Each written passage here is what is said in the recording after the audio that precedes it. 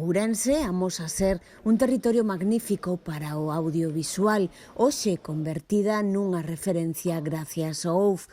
Nesta exposición recóllense un total de 27 longametraxes rodadas na provincia, 9 delas nos últimos anos grazas á aposta da Deputación Provincial.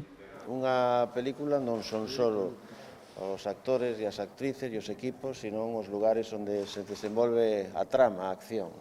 E grazas a Xosé Lois, pois podemos ver aquí nunha exposición que é tremendamente familiar, poden vir aquí os pais cos nenos e todos aqueles afeccionados ao cinema para darnos conta do que estamos a facer ou do que se está a mover en Ourense en relación á produción audiovisual.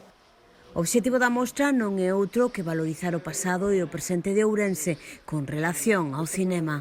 Que a primeira vez que eu saiba a nivel do Estado español e, por suposto, a nivel galego, que se pon en valor o que aporta unha provincia desde o punto de vista patrimonial, histórico, paisaxístico, sociolóxico, de costumes, ao cine.